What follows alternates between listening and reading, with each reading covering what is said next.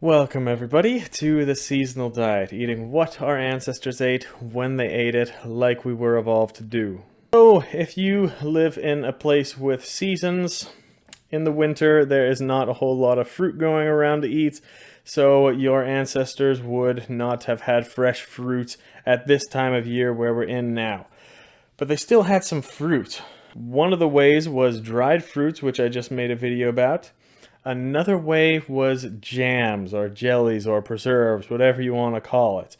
It's fruit preserved in a jar with some sugary or acidic substance, but what is the history behind all this and how long have humans been eating it for?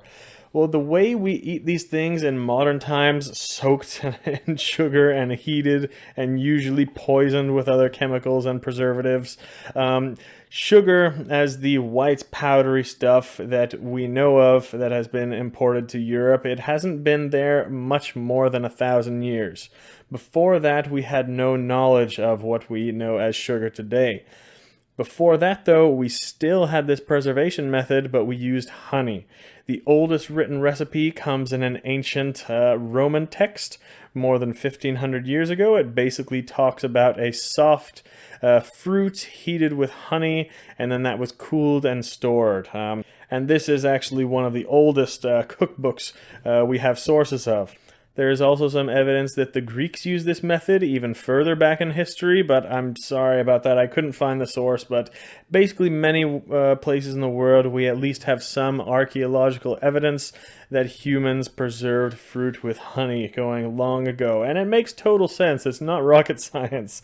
If you know about honey, it never expires. You could leave honey for 10,000 years and it's still good to eat. A caveman could figure that out maybe, even if he has no brain. Even a monkey could figure it out.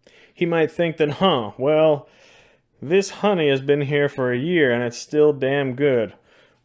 And this fruit over here expires just a few days off the tree, so what if I put the fruit in the honey and then they figure it out this way? It really doesn't take a genius. You don't need modern technology and a chemistry background to figure out how to preserve fruit in honey. So yeah, preserves like jams are a part of all of our ancestral diets. It could be eaten year-round for sure, but it would, of course, have a more need for those types of things in the winter time when there was not much else food growing around. So winter is also when I start to eat more of these jams and preserves on my bread or even in oatmeal and other things like that that humans had access to at this particular time of year. However, I really do try to stay away from the sugary processed crap.